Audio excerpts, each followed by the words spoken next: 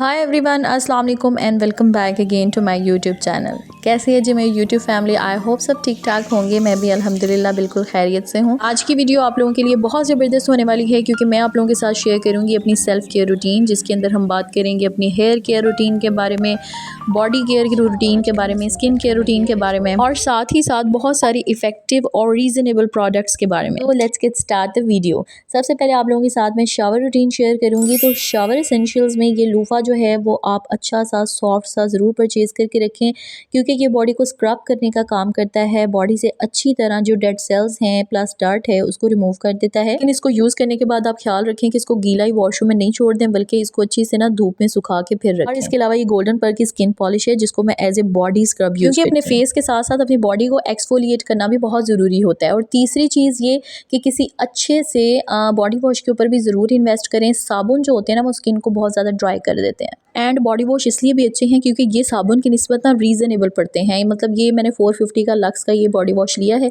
ये तकरीबन मेरा 2 माह आसानी से चल जाएगा। और आप सोच लें कि 2 माह के अंदर हम कितने ज़्यादा साबुन जो है वो इस्तेमाल कर लेते हैं। स्पेशली जो हाउस वाइफ्स हैं, सारा दिन किचन वगैरह में काम करती हैं, तो उन्हें पसीना बहुत ज़्यादा आता है। तो इन बॉडी वॉशेज़ के अंदर जो है ना वो फ्रेगरेंस होती है और बॉडी एकदम से फ्रेश फील करना शुरू कर देती है। सो आई रिकमेंड कि आप लाजमी तौर पर एक अच्छे बॉडी वॉश के ऊपर इन्वेस्ट करें। अलावा मेरी एक और बहुत इकोनॉमिकल परचेज जो है ना वो हैंड वॉश होती है। 400 to 500 की रेंज में एक अच्छा हैंड वॉश आपको मिल जाता है जिसकी फ्रेग्रेंस भी अच्छी होती है और वो एंटी माइक्रोबियल होता है। वो तकरीबन 3 से 4 माह आसानी से चल जाता है। तो लड़कियों, अगर आप जॉइंट फैमिली में नहीं रहती और आपका एक सेपरेट बाथरूम है तो हैंड वॉश पर भी लाजमी इन्वेस्ट करें। बाजी फेस स्किन केयर की तरफ आ जाते हैं। तो आजकल मैं सिंपल का ये फेस वॉश यूज़ कर रही हूँ। एज रेजिस्टिंग वॉश है ये, 100% सोप फ्री है। इसके अंदर कोई भी हार्श केमिकल्स नहीं है, कोई भी बहुत तेज़ सी स्मेल नहीं है और ग्रीन टी के एक्सट्रैक्ट्स हैं। तो टीन एज बच्चियाँ भी जो है ना इसको आसानी से इस्तेमाल कर सकती हैं। सेंसिटिव स्किन वाले भी इसको यूज़ कर सकते हैं। इससे पहले मैं जेन फॉर्म का जो है ना मैक्सटिव फेस वॉश यूज़ करती थी, वो भी बहुत ज़बरदस्त है, जेल फॉर्म के अंदर है। इसके अलावा विंसे का ये जो विटामिन सी फेस वॉश है ये भी जेल फॉर्म के अंदर ही है और ये अच्छा वर्क करता है। इसके अलावा विंसे का ये जो वाइटनिंग स्क्रब फेस वॉश है ना ये मैंने ख़रीदा था, बट ये फेस वॉश करने के बाद ना एक वाइट सा कास्ट छोड़ देता है, सो मैं इसको रिकमेंड नहीं करती। और इसके अलावा STIves का जो टी ट्री ऑयल वाला ये फेशियल क्लेंजर है, इसको भी मैं रेगुलरली इस्तेमाल कर रही हूँ। 100% नेचुरल है ये भी। ऑयली स्किन वालों के लिए बहुत अच्छा वर्क करता है, आप चाहें तो परचेज कर सकते हैं। ये सारी बातें फेस वॉशेस की हो गई।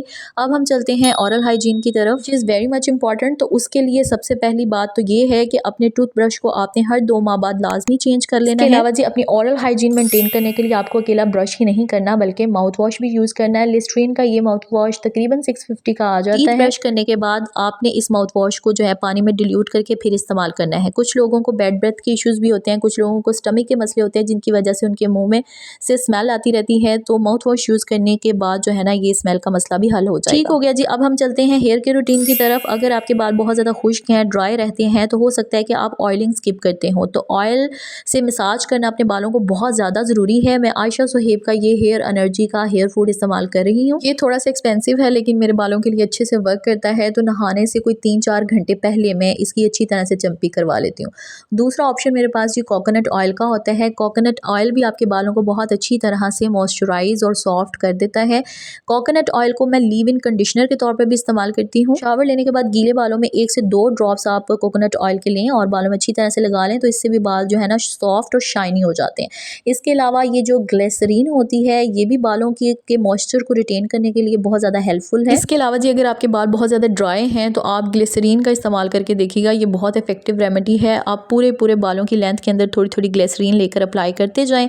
1 घंटा आप छोड़ दें, उसके बाद आप अच्छे से शैम्पू से जो है ना इसको वॉश कर लें। ग्लिसरीन आपके बालों को ना बहुत अच्छा सा मॉइस्चराइज कर देती है। अब बात कर लेते हैं हम अपने शैम्पूज़ की। तो मैंने जो कि बालों में केराटिन करवाया हुआ है और आजकल मैं ट्रेसमी का ये keratin shampoo plus conditioner use कर रही हूँ। अलफते से मैंने इसकी छोटी पैकिंग खरीदी थी किसी की रिकमेंडेशन पर कि अगर मुझे ये सूट करेगी तो मैं इसको कंटिन्यू करूँगी। लेकिन अल्हम्दुलिल्लाह इन्होंने मेरे बालों के लिए बहुत अच्छा वर्क किया। मेरे बाल बहुत ज़्यादा स्मूथ और मैनेजेबल हो गए।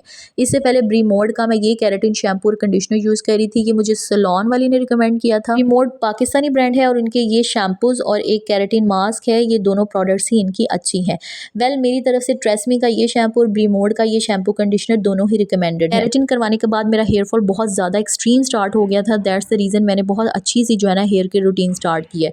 उसके अंदर मैंने एनाग्रो का ये हेयर ग्रोथ सीरम भी शामिल किया है। बालों की ग्रोथ भी अच्छी करता है, प्लस बालों को कॉम्ब करने में भी आसानी हो जाती है। तो ये होगी मेरी सारी हेयर केयर प्रोडक्ट्स जो मैं यूज़ करती हूँ। इसके अलावा जी मैं एक सेपरेट वीडियो बनाऊंगी जिसके अंदर मैं अपनी हेयर की रूटीन आप आप लोगों के साथ प्रॉपर डिटेल में शेयर करूंगी। अब चलते हैं डे क्रीम की तरफ। तो मैं कोई हैवी फाउंडेशंस या फिर बीबी क्रीम्स जो हैं वो डेली वेयर्स के लिए इस्तेमाल नहीं करती।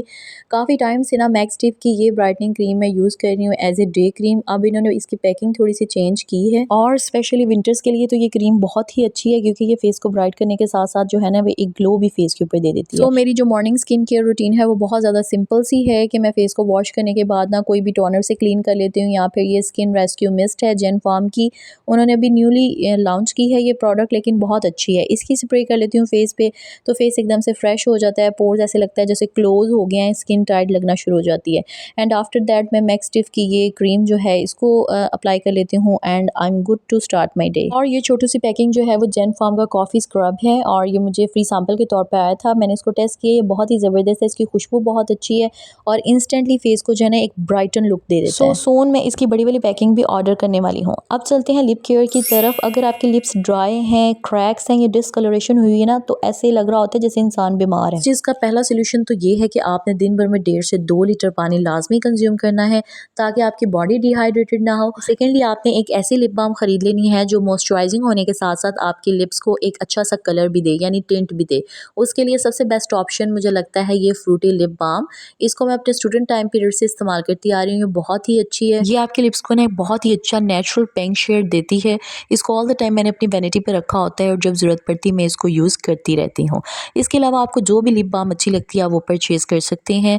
और सर्दियों में जो है लिप्स को हाइड्रेटेड और मॉइस्चराइज रखने का एक बहुत अच्छा ऑप्शन जो है वो वेज़लिन भी होती है। विंटर नाइट्स में आप वेज़लिन को भी as a lip moisturiser use कर सकते हैं। आफ्टर दैट हमारी सेल्फ केयर का मस्ट हैव जो है वो ये रोल ऑन होता है। ये एंटी परस्पायरेंट भी होते हैं और एक अच्छी सी फ्रेग्रेंस भी देते हैं। बहुत सारी खवातीन ऐसी होती हैं जो बहुत अच्छा ड्रेसअप हो जाती हैं, बहुत अच्छा मेकअप ज्वेलरी ले लेती हैं, लेकिन अपनी पर्सनल हाइजीन मेंटेन करके नहीं रखती, जिसकी वजह से उनसे स्मेल आ रही होती है और उनकी पर्सनैलिटी जो है वो बहुत डाउन चले जाती है। आपको अट्रैक्टिव रखने के लिए और अपनी पर्सनैलिटी मेंटेन रखने के लिए आपका अच्छा स्मेल करना बहुत ज़रूरी है। उसके लिए लाजमी तौर पर आप डिओड्रेंट इस्तेमाल करें, आप रोल ऑन यूज़ करें, आप बॉडी स्प्रेज, बॉडी मिस्ट और परफ्यूम्स यूज़ करें ताकि आप एक वेल ग्रूम्ड शख्सियत लगें। ऐसी औरतें जो अपनी पर्सनल हाइजीन का ख्याल नहीं रखती, उनके हस्बैंड्स भी उनकी तरफ अट्रैक्ट नहीं होते। So this is all for today. I hope कि आज की वीडियो आप लोगों को अच्छी लगी होगी। इस वीडियो के अंदर मैंने आप लोगों को एक कंप्लीट गाइडेंस दी है शावर रूटीन के बारे में, अपनी स्किन केयर के बारे में और पर्सनल हाइजीन मेंटेन करने के बारे में। अगर आप इस टॉपिक में मज़ीद डिटेल वीडियोस चाहते हैं तो कमेंट सेक्शन में मुझे ज़रूर बताइएगा।